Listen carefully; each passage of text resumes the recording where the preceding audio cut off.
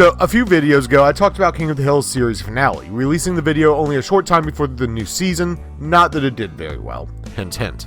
That episode aired September 13th, 2009, and while 4 more episodes would be released in May of 2010, King of the Hill came to an end for over a decade. Recently, I talked about when I got into King of the Hill shortly after those episodes aired in 2010, but I never got to watch the series fresh. Unfortunately for me, the show was cancelled right before I even knew the series existed due to a combination of low ratings and likely the want to find a time slot for the short-lived Cleveland show. But regardless of the reason, the show is over, and for over a decade, King of the Hill had 13 seasons that ranged from pretty good to great.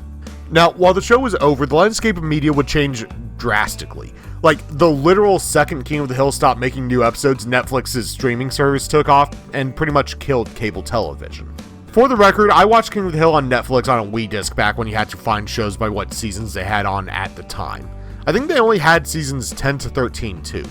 While streaming has become rampant, the other thing to coincide with this is, well, TV show revivals. Whether reboot, spin-off, or just restarting from where we left off, the second half of the 2010s and the first half of the 20s, we have been inundated by an onslaught of long-dead shows brought back for what often amounts to a few seasons before cancellation. The earliest one I can think of is Disney's Girl Meets World, but for the sake of this channel, the first time I remember people being annoyed about these was probably when Nick announced several movies based off old shows. I bring all of this up because since about 2018, more often than not, TV show revivals, especially those made for streaming shows, have lost goodwill among viewers. Every time one comes out, oftentimes I see them criticized as soulless cash grabs, meant to sell little more than a nostalgic runoff to an unsuspecting audience. While I tend to fall somewhere in the middle. For example, the discourse I've seen over the first few Futurama Hulu seasons was left at, the show shouldn't have returned as it's not as good as it was. But I actually enjoyed those seasons. I didn't love every episode, but it did get a few good laughs out of me, and might just have one of my favorite visual gags of the show. Though the third Hulu season is much better than the first two. All this to say, when King of the Hill was announced, there was an almost tepid hope that the 14th season would be good. Now, I don't want to get into politics in this video as I'm not interested in hosting that kind of debate. We also have to keep in mind that over the course of the last decade since the original end, the political landscape of America has also drastically changed. And regardless of where you fall on the line, Hank has always been a Republican with conservative values. So there was quite a bit of worry that the new season would feel obligated to address at the very least the 2016 and 2020 election, which they did end up doing indirectly. You are looking at the former mayor of Arlen. I won with a simple plurality of 9%. I was only in office for 36 hours. Now, King of the Hill's 14th season actually received quite a bit of critical praise. Rotten Tomatoes managed a critical rating of 98% with an audience rating of 90%. And with 4.4 million views for the premiere alone, I think it's safe to say the season was an immediate success. So the question then becomes, how and why? Season 14 of King of the Hill decided to do something novel for an animated revival. They decided to return with an older cast. For us, it's been 15 years, but for the characters, they skip ahead 8. This forces one very important thing that most revivals lack: a sense of progression. For example, Futurama returned with a business as usual. The characters are all the same age, and the only thing that really changed is that Leela and Fry are now living together, something they barely touched on, leaving the slight progression the series has to be easily forgotten, though they have used Kip and Amy's children quite a bit. King of the Hill, on the other hand, has all the characters in different positions of their lives. Hank and Peggy are retired, Boomhauer is a step-parent, Bill is no longer in the military, though he is still a barber, Dale is still an exterminator, though Nancy's now selling real estate, and Con and Min are divorced. Bobby has his own restaurant, Joseph now has a job in construction, and Connie is in college. Every single character from Rainy Street is in a new stage of life, giving the audience a reason to want to tune in, to learn what these characters are up to. This is what makes the new season work as well as it does. We actually have progression with our characters, something that King of the Hill rarely had. Peggy shifted jobs, but they always felt as if they were bored with the stories they were telling at the time. Got bored of Peggy as a teacher, now she works for the news. Bored of that, now she sells houses. The stories never really felt like they were being told as a progression of the character, but instead as an episode of the show. In contrast, Luann went from being in beauty school to community college, back to being a stylist, and finally a wife with a child. While going from college back to stylist felt like a regression in character, she still progressed to a new stage in it.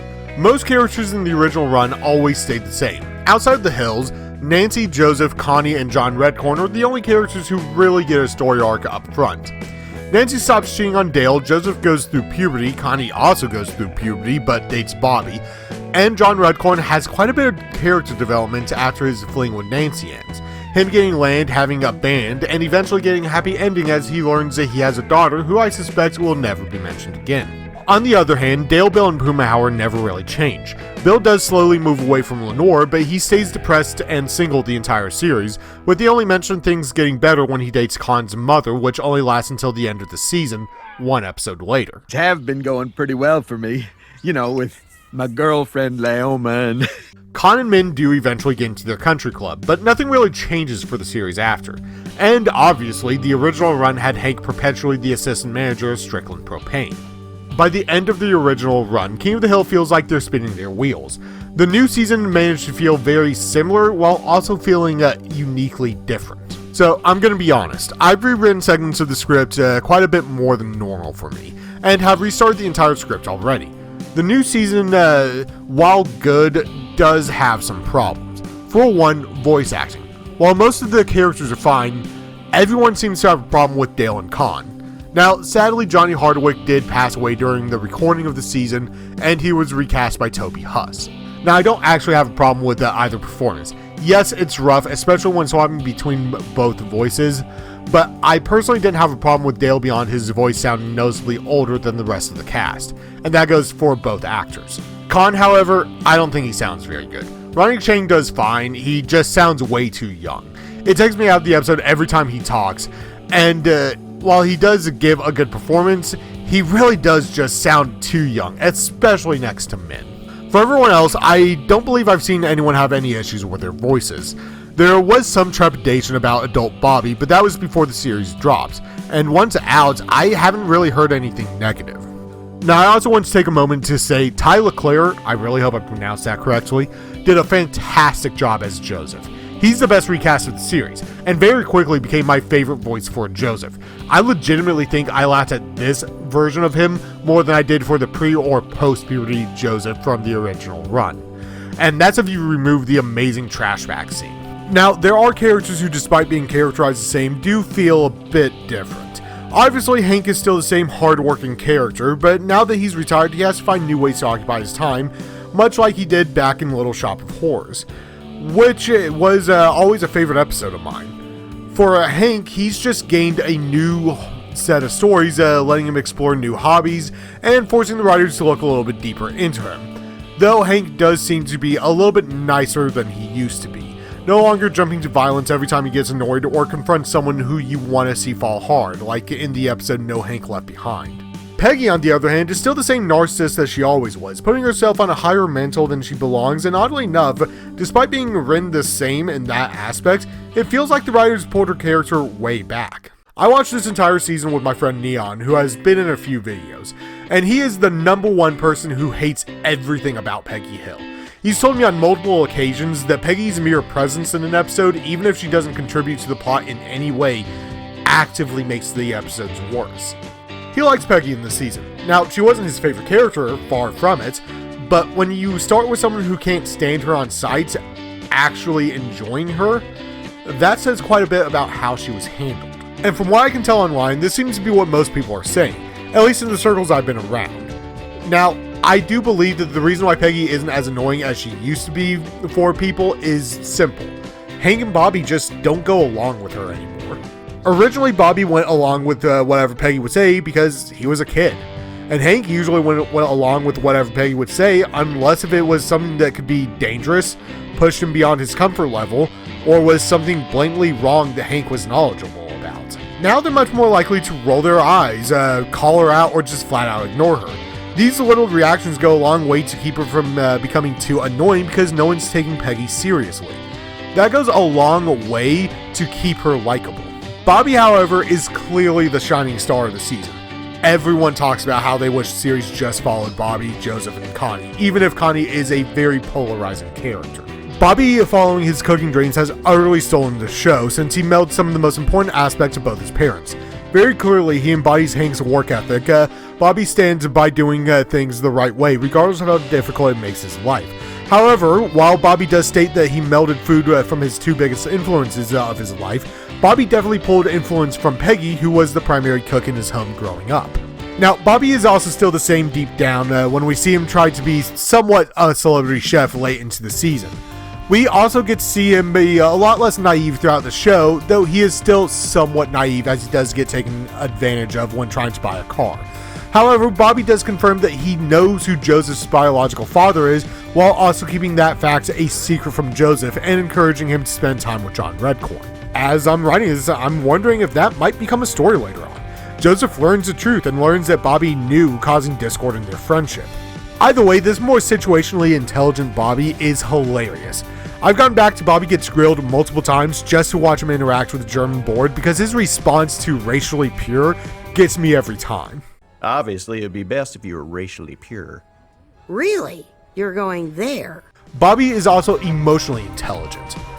While still being unable to talk with his dad on how they feel, Bobby does recognize that he has the hard time finding the words to communicate with Hank. So instead of finding the words, he does something that Hank would appreciate and gives him something special, after he realizes that his time with Hank is finite. When Peggy is having panic attacks, Bobby realizes that her attacks are coming from her fear of losing Bobby, and most importantly, he's able to put his feelings for Connie aside to support her when she needs it, even if it means Connie and Chang getting closer together.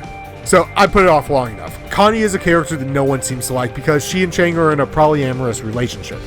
Now, I've stated before, I grew up in a Christian church. I still identify with Christianity, even if I don't belong to a church proper anymore for reasons I won't get into. So, I just want to make myself clear. I don't care about Connie's relationship status, and I didn't have a problem with her. Beyond that, I don't have much to say about the other characters. I don't think they use Boomhauer very well, only letting him have one minor plot in the beer story, and a minor role in both Chore Money, Chore Problems, and New Reffin Town. I loved how they used Dale. He was incredibly funny when they let him go. The only exception is probably in Bobby Gets Grilled, though he was an antagonist for Hank, but beyond that, I enjoyed him thoroughly. Bill is Bill. He is in a slightly better place, and I do hope the rest of the guys get a better showing next season, since they'll have another 10 episodes. Oh, and of the new characters, Emilio is a fantastic addition to the show. I found him to be very funny all the way through and a great support to Bobby, and because he isn't tied to the previous series, he gets to be an exposition vehicle for the time that we're missing between seasons 13 and 14. We also have a new face in Brian Robertson. He's there. I don't really have anything to say about him. He's new to the neighborhood, but Hank doesn't really interact with him, and the other guys already have somewhat of a relationship. He's just kind of a blank slate now, and I hope they actually do something with him next season. Now, the episodes themselves are very important to get right, and if there were any episodes that had to get right, it'd be the first two. The reason why the first two are the most important in this season is simple. The first episode had the massive task of reestablishing the cast, but also making a story for returning viewers to say, yes, things are different, but this is still the same show with the same heart. Now, one of my least favorite story devices are time jumps. Not between like a summer or anything short, but massive ones that span years. If done well, they can give the world a progression that feels natural. When not done well, it can confuse the audience at best and actively ruin a show at worst. Most people seem to take an issue with Hank and Peggy leaving for Saudi Arabia. It is a means to isolate Hank and Peggy from the world advancing, though we still don't know why, and honestly, I don't think we'll ever get an answer because I highly doubt any answer will make fans happy. However, in this story, this does allow the cast to reestablish who everyone is, where they are, and what they've been up to since the end of the previous series, without it feeling too much like exposition. And I do have to give the show credit for taking its time to get Hank and Peggy home, letting them show how little things have changed from a character standpoint, while also showing massive changes in the world had taken place. That's what the first episode is about, letting us see that despite the fact that the situations have changed, the characters are in fact still the same, except for Boomhauer, who's now a step-parent. Episode 2, however, had the much more important task of having to be a really good episode. While Return of the King had to be good, people were prepared for King of the Hill to be a bad season. Don't get me wrong, no one wanted the revival to be bad. We were just primed for reboots and revivals to be bad. I blame Disney for that. However, if the first episode of King of the Hill was rough but good, the second episode had to be quality. And if the first episode was quality, then the second episode had to be as well. Now, I personally believe that Return of the King is serviceable. It's not the best episode of the season. I actually think it's one of the worst episodes. but that's just because I personally think the other episodes, for the most part, are written better. The beer story is an early contender for the best episode by bringing the most important dynamic of the show to the forefront, because it not only gives us a new conflict for Hank and Bobby, it also puts them on equal footing, something that the original run never had. It's also something that the new season had to beat. This season of King of the Hill had their characters and heart down. Their stories are fresh and entertaining. And finally, the thing I was most excited about, the first Hulu season of King of the Hill is really funny. In 10 episodes, the revival managed to make me laugh more times than I think any other season did, with maybe the only exception being season 6, but that one has an unfair advantage of housing Bobby Goes Nuts. You have been kicked in the testicles. Oh! There are other topics I can talk about, but those are entire video essays of talking points, but that can be for another day. For example, I was personally against the very possibility that Bobby and Connie would be dating, but the series eventually won me over with its writing that I'm willing to give it a shot. But to explain that, I would need to talk at length about their original relationship and probably have to rewatch the original show again for it. Either way, thanks for watching this long. If you made it, to let me know what you thought of the new season, and hopefully I'll see you guys again soon. But the next video I want to make is a monolith of a video, so hopefully that won't take too long.